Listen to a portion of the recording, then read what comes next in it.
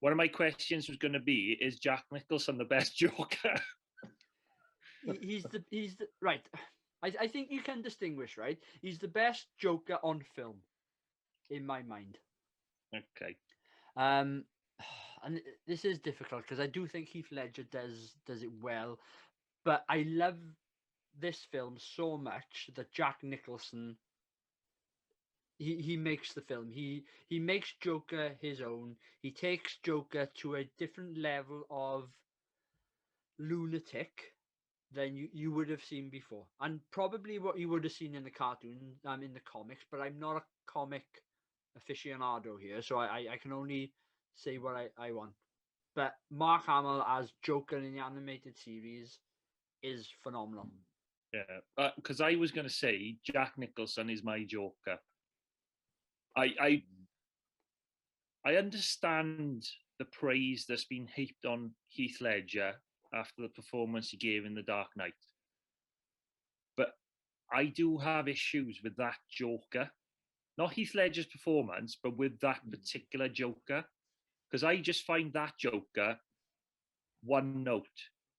All he is, I say all he is, but what he is just a psychopath. He's just psychotic.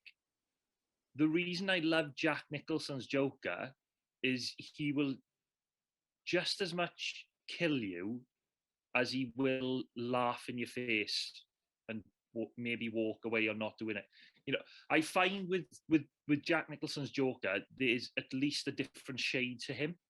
Yeah. Now, I love Joaquin Phoenix in the Joker film, but Jack Nicholson is my Joker. Yeah, no, I will agree. From a film point of view, brilliant, absolutely brilliant. And no doubt we'll come on to him a little bit later as well. But yeah, I generally think the 80s and 90s, early 90s anyway, were a great time for Batman. I'm not talking about the Joel Schumacher films here, right? I'm talking about Burton films, first two, the animated series, and because you're gonna laugh, the computer games. And my favorite all time, the best Batman game ever, the Batman on the NES. We're not even 10 minutes in. I know, yeah. He's brought it up.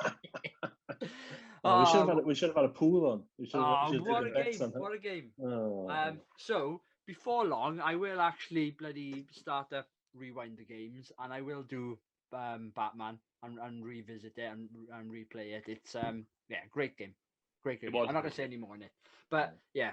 What do you think though? Do you agree with what I'm sort of saying here? That the late 80s, early 90s was good for Batman, because you got to bear in mind we didn't have any other superheroes. You know, I think in terms of cultural impact, this is the most important film.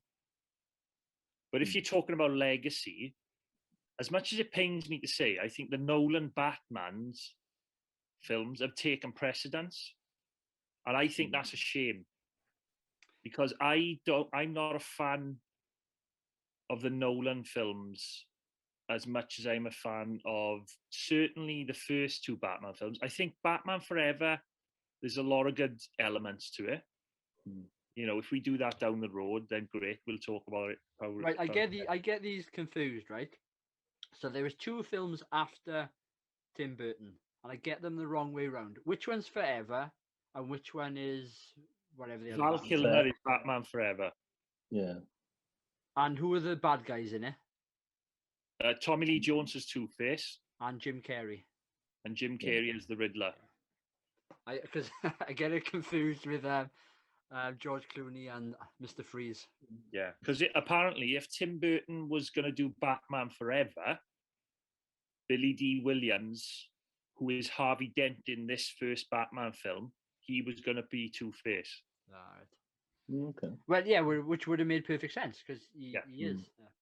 Because I don't know about you, but I haven't seen Batman Forever for a long time, but I do recognize certain elements as being Tim Burton in that film, even though it's not directed by him. But that gothic camp feel, I agree with it. I think the later Batmans get slated and people jump on the bandwagon of it. For example, people jump on the bandwagon that George Clooney's suit had nipples. Well, so what if it had nipples?